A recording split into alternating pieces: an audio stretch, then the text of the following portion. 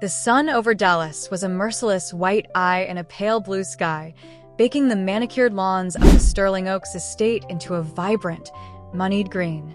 Inside the soaring modern mansion, life was a carefully curated dream. Its architect, Charles Sterling, was a man whose name was a synonym for power in Texas. He built empires of concrete and steel, but his universe, the only world he truly cared about, revolved around a single, fixed point. His daughter, Chloe. She was 11 years old, the miracle child born to him and his wife, Eleanor, after years of quiet, desperate hope. She had her mother's silky dark hair and her father's intense, thoughtful gaze. To hear her laugh, a sound like bells tinkling in a breeze, was to understand pure, unadulterated joy. It bounced off the glass walls of the house and danced across the infinity pool. She loved the library's rolling ladder, climbing it to find secret treasures on the highest shelves. She loved sitting in her father's study, legs tucked under her, listening to the low rumble of his voice as he read to her. Most of all, she loved the way her mother would hum old jazz tunes while braiding her hair, fingers gentle and sure. Life was a perfect sealed sphere. And then, on a Thursday afternoon in late spring, the sphere shattered. It was an ordinary day. Chloe had finished her online lessons and went out to the stable to visit her pony, Buttercup. Eleanor watched from the kitchen terrace, smiling as she saw her daughter's small figure in riding boots, carefully brushing the pony's coat near the estate's tall, wrought iron main gate. She turned inside for just a moment to answer the doorbell, a delivery. When she returned to the terrace, the stable yard was still. Buttercup stood alone, swishing her tail. Chloe was gone. The panic was a physical thing, a cold hand seizing Eleanor's throat. She called Chloe's name. The only answer was the whisper of the live oaks. What followed was a vortex of pure, unraveling terror. Charles raced home from downtown, his famous composure disintegrating the second he saw his wife's shattered face. The police arrived. Private security firms, the best in the world, were hired. The news spread like a grass fire. Tech titan's daughter missing. The headlines were everywhere. They spared nothing. They put Chloe's smiling face on digital billboards in Times Square, on screens in airports, in the scroll of every news network. They offered a reward that could fund a small town. They tracked every lead, no matter how faint. They interviewed every staff member, every friend, every distant business associate. They used satellites, facial recognition software, international liaisons. But it was as if the earth had simply opened and swallowed her whole. The trail was colder than a stone at the bottom of a canyon. Days bled into weeks, weeks into months, months into years. The fierce, burning hope began to gutter and dim, choked by the relentless smoke of dead ends. After 3 agonizing years, they made a decision that felt like performing surgery on their own hearts. They held a memorial service. It was a small, private gathering at their family church. They buried an empty coffin in the Sterling plot, a final, formal admission to the world that their little girl was gone. A way to find closure, people said gently. But for Eleanor, it was the end of the beginning of the end. The memorial didn't bring peace. For Eleanor, it was like sealing a tomb around the last living part of herself. The light behind her eyes, which had grown dimmer and dimmer, finally flickered out. She had waited a lifetime for a child, and to have her stolen was a violation her spirit could not absorb. She began to vanish, right there in the beautiful house. First, she stopped playing the piano. Then she stopped leaving her room. She would sit for hours in Chloe's bedroom, holding a faded hair ribbon, her gaze fixed on some invisible point in the middle distance. She was present, but she was also profoundly elsewhere, lost in a maze of grief with no exit. Charles watched, helpless, as the love of his life dissolved before him. He brought in specialists, psychiatrists, healers from every discipline. They prescribed medications and therapies, but they couldn't mend a soul that had been fatally fractured. Her body, exhausted by sorrow, simply began to shut down. Not long after the memorial, she died quietly in her sleep. The death certificate listed cardiac arrest following prolonged depressive illness, but everyone who knew her understood the real cause. She had died of a broken heart. She had willed herself to follow her daughter into the silence. Now Charles was truly alone. The two poles of his world were gone. The stunning mansion, once a home, became a museum of ghosts. The quiet was a physical presence, a weight in the air, echoing in the vast, empty rooms, in the untouched stable, in the hollowed-out cavity of his own chest. He retreated from the world. He stepped back from the daily operations of Sterling Industries, leaving it in the hands of his board. He declined all invitations, refused all interviews. The billionaire visionary became a specter, a rumor haunting the halls of his own glass palace. He spent his days in his study, staring at a triptych of photographs, Eleanor laughing, Chloe on her pony, the three of them together on a beach, the silence his only companion. The world spun on, but inside the gates of Sterling Oaks, time had stopped. Frozen on the afternoon the laughter died. Years passed. The jagged, all-consuming nature of Charles's grief slowly began to erode, smoothed by the relentless river of time. The pain was a permanent resident, a dull ache behind his ribs, but it no longer defined every waking moment. He was a man living in a dimly lit room, but a faint, stubborn part of him, buried deep, still strained toward the light. And then light, in the form of a woman named Natalia, strode into his life. He met her at a charity auction for a contemporary art museum he had been guilted into attending. Natalia was everything Eleanor had not been. Where Eleanor had been serene and softly spoken, Natalia was vivid and electrically confident. She was arrestingly beautiful, with high cheekbones and eyes the color of stormy seawater that missed nothing. She was poised, sharp, and carried an aura of absolute self-possession. She approached him not with the hushed reverence others used, but with a challenging, almost amused directness. She talked to him about blockchain, about geopolitical tensions, about the future of AI. She didn't mention his loss, didn't tiptoe around the crater in his life. She treated him not as a monument to tragedy, but as a man. For the first time in years, Charles felt a spark, a flicker of engagement. Natalia was ambitious and brilliantly persuasive. She saw the fractured billionaire not as a pitiable figure, but as the ultimate portfolio acquisition. She engineered her way into his orbit. She would appear at the same exclusive gallery openings, the same private donor dinners. She was relentless, but in a way that felt like a game, a masterclass in targeted charm. Slowly, deliberately, she began to fill the silence. She sent him articles on quantum computing. She debated foreign policy with him over expensive scotch, making him feel intellectually alive again. She didn't try to be Eleanor. She built a new platform for herself in his world, sleek and modern.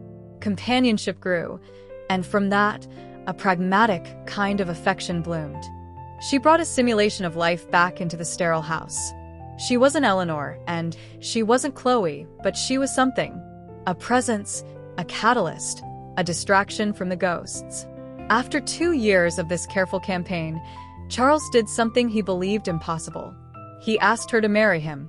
He was older, weary, and still carrying the wounds, but Natalia had convinced him that happiness was a balance sheet, and it was time to show a profit.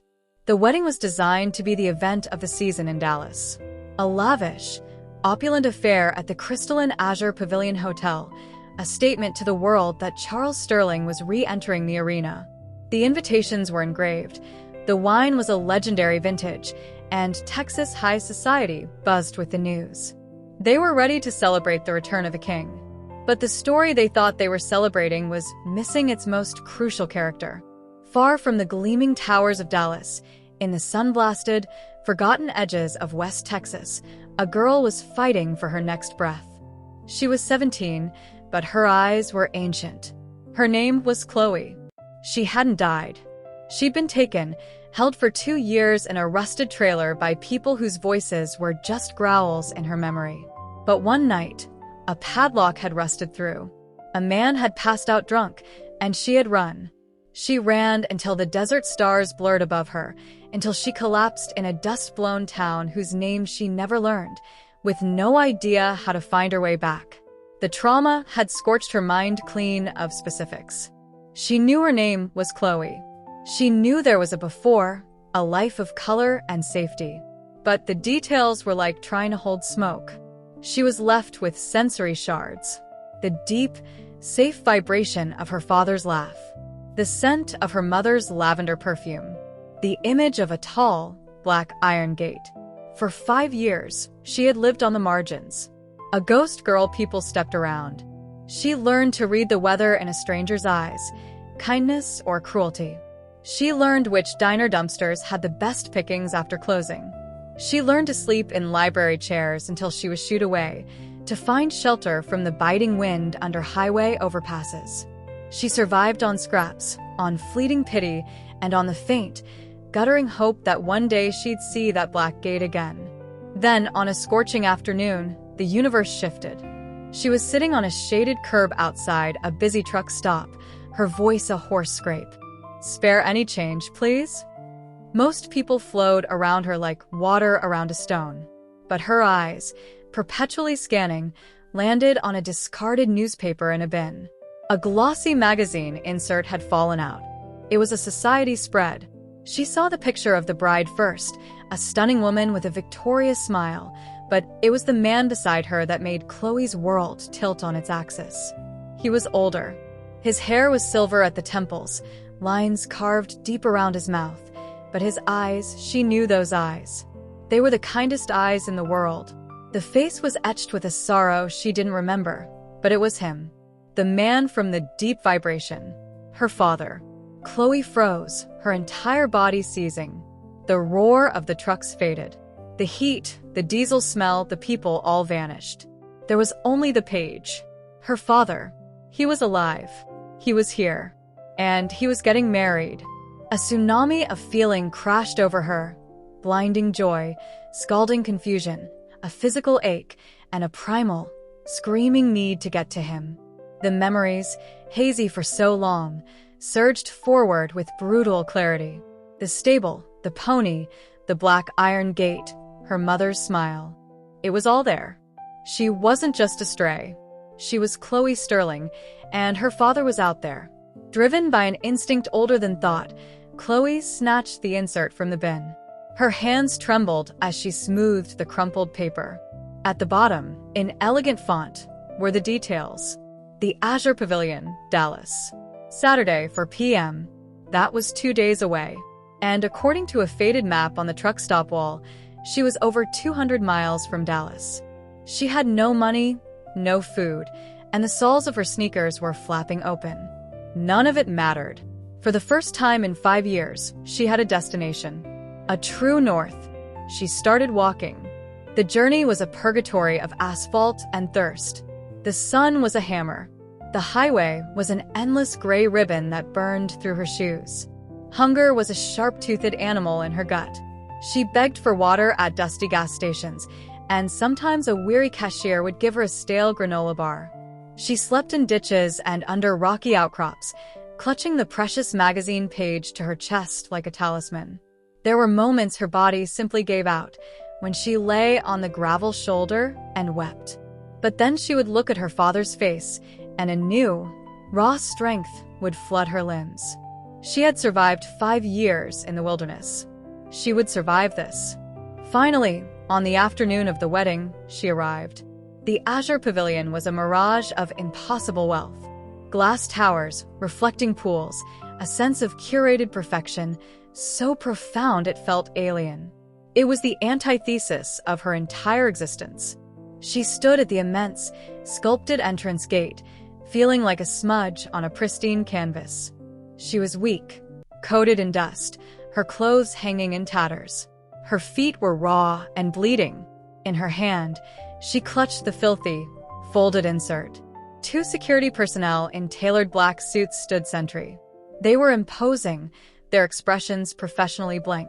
As Chloe shuffled forward, they moved in unison to intercept. "Event is by invitation only," the first one stated, his eyes doing a swift, dismissive sweep of her. Chloe's voice was a dry rustle. "Please. I need to go in." "You need to move along," the second said, his tone flat. "This isn't the place for you." Tears, hot and sudden, welled in her eyes. She held up the crumpled page. Please. This man.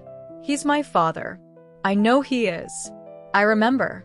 Please, just let me see him. The guards looked at the glossy society photo, then at the skeletal, trembling girl before them. The first one's lip curled. Your father? You think Charles Sterling is your father? You need help. Now, turn around. But Chloe couldn't. She had crossed a desert. She dropped to her knees, her body racked with dry sobs. Please, she gasped. I'm telling the truth. Just let me talk to him. He'll know me. He will. The disturbance was causing a ripple. Luxury cars slowed. Passengers in evening wear peered out with mild curiosity. And then, a vision of icy fury emerged from the hotel's shimmering doors. It was the bride. Natalia, a sculpture in a white gown that looked carved from moonlight, was accompanied by a cluster of chic attendants. She was on her way to the terrace for photographs when the anomaly at her gate caught her eye. Her perfectly composed face, which had been radiating triumph, hardened into a mask of pure rage. She clicked across the marble plaza, her entourage trailing. The guests followed, a murmur of excitement rising. What is this? Natalia's voice was a whip crack, silencing the murmur. Who allowed this creature near my wedding? Her stormy eyes landed on the weeping girl. Chloe looked up, her vision swimming, and saw the beautiful, terrible woman from the photograph. Please, Chloe whispered, summoning every last shred of her voice. I'm not causing trouble. I know him. The man you're marrying. I just want to see my father. Before she could finish, Natalia leaned down and snatched the paper from her hand. She glanced at it, her expression one of utter contempt, and then let it flutter from her fingers. Your father. Natalia's laugh was short, humorless, and colder than the hotel's air conditioning. You crawl out of a drainage ditch and think you can scam your way into $1 billion life? You are garbage. Absolute street garbage. The venom was shocking, a public evisceration. The guests watched, mesmerized. Natalia, however, was just warming up. This was a stain on her perfect moment, and she would burn it clean. She turned to the guards, her eyes blazing. What are you paid for? Remove her. Strip off those rags. Humiliate her. Then drag her out of sight. Do it now. For a second, even the guards hesitated. This was vicious. But Natalia's glare was a command. Disobeying her felt like a career-ending move. Before Chloe could scramble back, hands grabbed her. One fisted in her matted hair, yanking her head back. The other grabbed the collar of her thin shirt and ripped. The sound of tearing cloth was obscenely loud. Chloe screamed, a raw, animal sound of terror. No. Please stop. Somebody help. The blows began. Open-handed slaps across her face, a booted foot connecting with her ribs. She curled into a fetal ball on the cold marble, trying to make herself smaller, but the violence kept coming. Phones were lifted, recording the brutal spectacle, but the wall of expensive suits and gowns remained impassive. No one moved. No one dared. The world dissolved into a kaleidoscope of pain and shame. The hope that had carried her across the desert was being stomped out of her on the polished stone. She was going to die here, at the threshold of her father's new life. And then, a voice cut through the chaos, clear, calm, and utterly commanding. Stop. Now. The voice belonged to a woman who moved with an innate authority. She was tall, elegant, dressed in a severe, exquisitely cut navy pantsuit that spoke of power, not pageantry. This was Miranda, Charles Sterling's daughter from his first wife's previous marriage. Though not his by blood, he had raised her, and she had become a formidable force in her own right, the CEO of Sterling International's European division. She was known for her incisive mind, her glacial composure, and a fierce, protective loyalty. She had just arrived and pushed through the ring of onlookers, her face a study in controlled fury. I said stop. The guards, recognizing her, froze. Miranda didn't look at them. She went straight to the crumpled form on the ground. She knelt, ignoring the dirt on her tailored trousers, and gently reached to turn the girl's face. The girl flinched, then slowly looked up. The face was a mess of bruises and tears and blood. But as their eyes met, Miranda's breath hitched. She stared, her mind racing, assembling fragments. The shape of the eyes, the arch of the brow beneath the grime. It was impossible. It was undeniable. "Chloe?" Miranda whispered, the name feeling sacred and shattered on her tongue. Is that you?" Hearing her name spoken with such stunned recognition was like a lifeline thrown into a black sea. Chloe looked at the woman's face, and another memory surfaced, a tall, serious girl who used to help her with math, who always had a secret stash of lemon drops. "Miranda?" Chloe breathed, the name a ghost from another world. A torrent of emotion, shock, horror, a ferocious wave of protectiveness washed over Miranda's features. "My God," she said, her voice thick. "It's you. We thought you were dead." She carefully helped Chloe sit up, shrugging off her own suit jacket to wrap around the girl's trembling, exposed shoulders. Natalia, watching this with dawning, ice-cold panic, finally found her voice. "Miranda, what are you doing? You can't possibly know this thing. She's a con artist. A liar." Miranda slowly rose to her feet, turning to face Natalia. The look she gave the bride was so full of glacial contempt that Natalia took an involuntary step back. "You will be quiet," Miranda said, her voice low and deadly. "Or I will ensure you never speak in this city again." The standoff crackled in the air. The crowd was utterly silent, breath held. It was then that the groom himself appeared, drawn from the pavilion by the unnatural quiet. "Miranda? What's going on out here?" Charles Sterling asked, his voice edged with annoyance. His eyes took in the scene, the stunned guests, the frozen guards, his pale, furious stepdaughter, his ashen bride-to-be. And then his gaze landed on the small, broken figure wrapped in Miranda's jacket. Time crystallized. His breath vanished. His heart slammed against his sternum. He saw past the dirt, the blood, the ruin. He saw the eyes that had haunted his dreams for 8 long years. He saw the daughter he had buried in an empty box. Chloe. The name was a choked exhale, a prayer he'd forgotten the words to. On the ground, Chloe heard that voice, the deep, resonant timbre from the core of her being. She turned her head slowly, her bruised face lifting with a desperate, fragile hope. "Daddy." The world stopped. The silence was profound, absolute. Charles didn't walk. He stumbled. He fell to his knees on the hard marble beside her, uncaring of the cameras, the gasps, the horrified stare of his fiancée. A trembling hand reached out, fingers hovering, then touching her cheek, tracing the line of her jaw as if verifying a miracle. "You're alive," he wept, the words torn from a place of scar tissue and old, endless night. He pulled her into his arms, holding her with a desperate, crushing strength, as if he could physically seal her back into the world. "My baby. My Chloe. You're alive." He buried his face in her dirty hair, and the sobs that shook his broad frame were the sound of 8 years of held-breath agony finally released. Chloe clung to him, her own tears soaking into the fine wool of his tuxedo, the word, "Daddy," a broken mantra against his chest. The guests watched, stupefied. The fairy tale had just been rewritten by a ghost.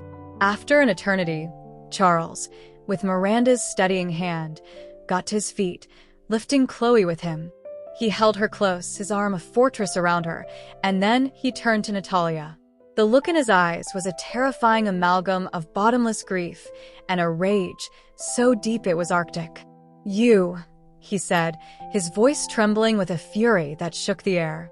"You did this to my child." He didn't wait for a denial. He turned to his head of security, a man who had been with him for 20 years. "The wedding is canceled. Clear everyone out. Now." Then, without another glance at the woman he was to marry in an hour, he and Miranda guided Chloe, gently, away from the wreckage and toward the waiting car that would, finally, take her home. The drive to Sterling Oaks was a silent symphony of shock.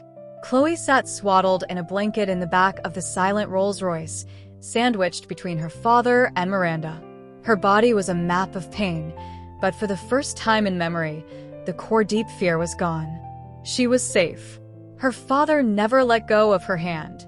He just held it, his thumb making slow, absent circles on her skin, his eyes drinking her in as if she were water in the desert. At the estate, the long-serving staff, the housekeeper, the groundskeeper, the chef, were gathered in the foyer, their faces masks of shock and dawning, tearful joy. Miranda took charge. A private physician was summoned. A bath was drawn. Soft, pristine clothes were laid out. Chloe was tended to with a gentle, reverent care. She ate soup slowly, her stomach unaccustomed to rich, clean food.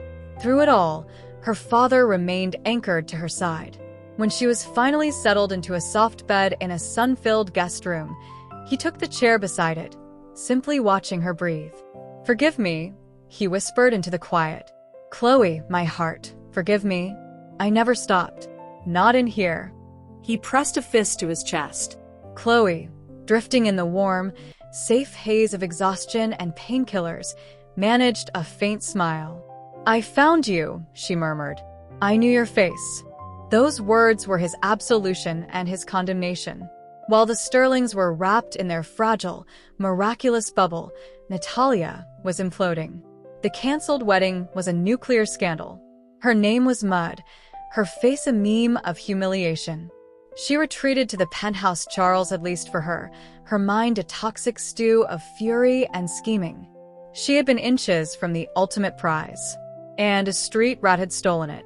She called her only real confidant, a razor-sharp interior designer named Sloane. "She destroyed me," Natalia hissed, pacing the marble floors. "That little bitch destroyed everything. But it's not over. I will break her. I will make him doubt her. I will make him loathe the sight of her." The plan was born from venom. If she couldn't have the Sterling fortune, she would salt the earth. Natalia's revenge was digital and swift. She and Sloane targeted the weakest link, Amara's credibility. They found a hacked journalist with a gambling debt and paid him a staggering sum. The directive was simple: create doubt. Within 48 hours, the story broke. It centered on a blurry, covertly filmed video. It appeared to show Chloe, looking disoriented, in a shady-looking motel lobby with a middle-aged man in a cheap suit. The accompanying article was a masterpiece of insinuation. It suggested Chloe was a known hustler, a grifter who targeted wealthy, grieving men, and that the Sterling reunion was her most audacious play yet. It hinted the man was her handler. The seed was planted. The public, so moved by the dramatic reunion, began to murmur. She was gone so long, where was she? The video looks real. Could it be a scam? The murmur became a rumble. At Sterling Oaks, the family was blindsided. Chloe, just beginning to unclench, saw the story on a tablet and shattered. "They think I'm fake," she sobbed into Miranda's shoulder. "They all think I'm lying." Charles was apoplectic. "I'll burn every outlet to the ground." But Miranda, the strategist, was ice. "We don't fight the gossip. We dismantle the source." "David," she said, turning to her impeccably efficient personal aide, "find the origin. I want a name, a financial trail, and a confession." Now. David, a man who understood the deep architecture of information, nodded. He and Miranda worked in silent concert. They traced the journalist. His financials revealed a recent, massive influx from an offshore LLC. A few more layers peeled back revealed the LLC's beneficiary, Sloane, Natalia's best friend. Next, the video. David's forensic analysis identified it as a sophisticated but flawed deepfake. The shadows were mathematically impossible. The frame rate had a telltale digital glitch around Chloe's hairline. The man was identified as a small-time insurance adjuster with no connection to Chloe. The source footage was from a public insurance seminar. They needed a confession. David found the journalist, nervous and drinking in a suburban sports bar. He didn't threaten. He presented a file, bank records, digital fingerprints, the video analysis. "Your choice," David said calmly. "You can be the fall guy for conspiracy, fraud, and defamation, facing a decade in prison. Or you can give us everything on Natalia and Sloan, sign a full affidavit, and we will ensure the charges are manageable. They won't protect you. We might." The journalist, sweating through his shirt, folded.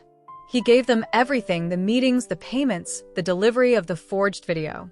Armed with the affidavit and the digital evidence, Miranda orchestrated the counterstroke. She didn't give it to a reporter.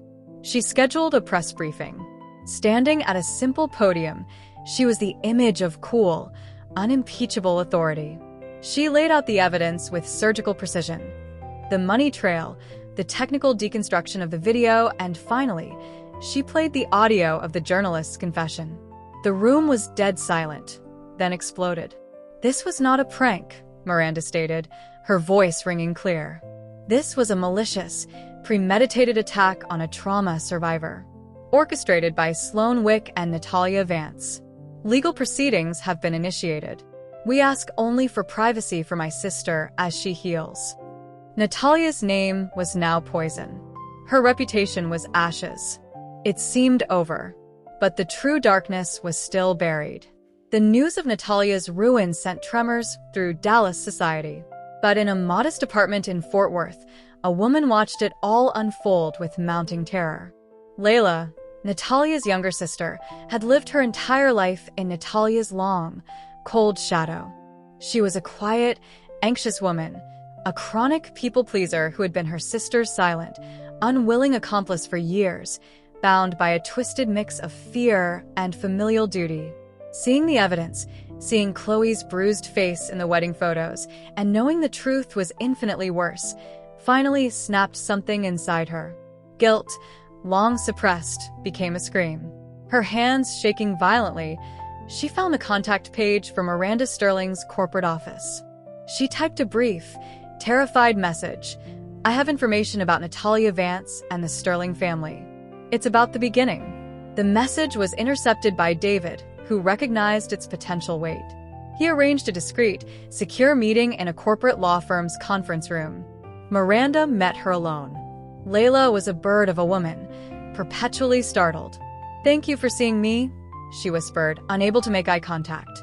I have to tell you something. About my sister. About what she did." "Just take your time," Miranda said, her voice deliberately soft. Layla took a shuddering breath. "The video, the lies, that's nothing. It starts years ago, with her obsession, with Mr. Sterling." The words began to spill, halting and pained. She spoke of Natalia's fixation, years before she'd even met Charles. He was the ultimate goal, but there were obstacles. His wife. His daughter. She knew he'd never leave them. A cold dread began to seep into Miranda's veins, but her expression remained neutral. "What did she do, Layla?" "She wanted the girl gone," Layla sobbed, the confession ripping out of her. She thought if the child disappeared, the marriage would collapse, that he'd be vulnerable. She hired someone, a man she used to know. She told me it was just to scare them, to take Chloe for a week or two. I think I knew she was lying even then. The kidnapping. It wasn't random. It was the first move. The air grew thick and heavy. Layla saw the understanding dawning on Miranda's face and crumbled further. "But it's worse," she choked out. "When the girl was gone, and it didn't break them apart, when it made them cling tighter, she got desperate. She couldn't wait." Layla's voice dropped to a horrified whisper. "She poisoned her. Mrs. Sterling." Miranda went perfectly still. It was slow. Layla wept, rocking slightly. A rare toxin. She got it from a doctor who'd lost his license. It mimicked heart failure, depression. Everyone thought she died of a broken heart. It was the perfect cover. But she was murdered. Natalia murdered your stepmother. The truth, now fully revealed, was monstrous. A decade-long conspiracy of staggering cruelty. Chloe's disappearance, Eleanor's death, Natalia's timely arrival. It was all a single, evil design. They needed corroboration. Layla gave them a name, Marcus. Natalia's ex, a man with connections to the city's underworld, the facilitator. David found Marcus holed up in a decaying motel near the highway. He was a hard man, wary. David didn't bother with subtlety. Layla talked. We have the whole story. The kidnapping. The poison. Right now, you're the one holding the bag for kidnapping and accessory to murder. You'll die in a supermax. Marcus's face was stony. Or, David continued, you give us everything. You testify. You become a cooperating witness. You do some time, but you get a chance to see the other side of 50. Your only way out is through us. She won't save you. Marcus weighed his options, his loyalty to Natalia against the certainty of a life sentence. He broke. He confessed. He named the 2 lowlifes he'd hired to snatch Chloe, described how the media frenzy had spooked them, how they dumped her in the middle of nowhere and fled. Most critically, he admitted to disposing of the toxin vials and the doctor's records. He gave them the doctor's last known alias.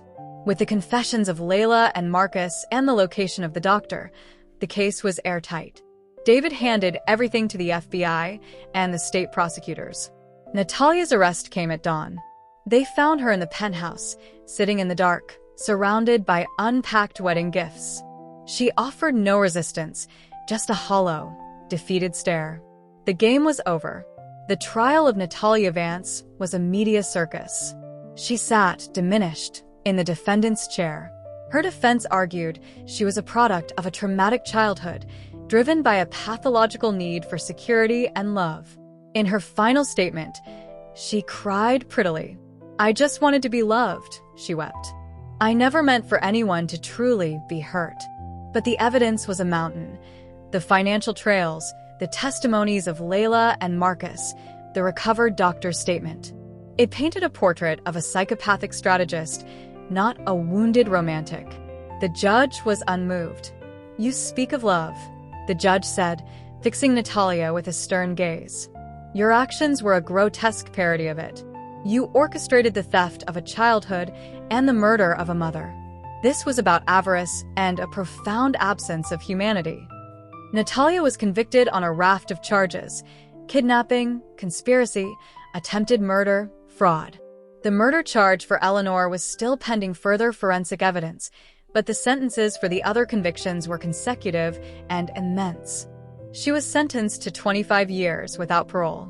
More charges, the judge noted, were likely. Charles and Miranda watched from the gallery. There was no victory, only a vast, weary relief. With the trial over, a deep quiet, the good kind, settled over Sterling Oaks. Chloe's healing was a slow, deliberate process.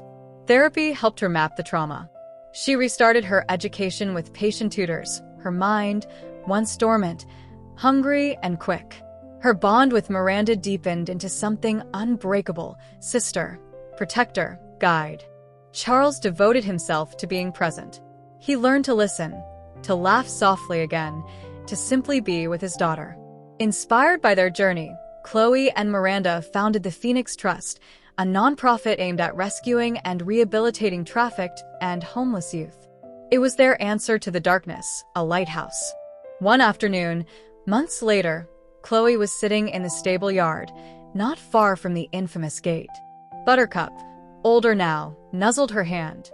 She was sketching in a notebook. Miranda walked over and sat on the bench beside her. What's that? Chloe looked up, her face calm, her eyes clear. My story, she said softly. I'm writing about a girl everyone thought was a ghost. But ghosts can come home. Miranda put an arm around her shoulders, and they sat in the warm Texas sun. The past was a shadow now, long and receding. The future was theirs to write in light.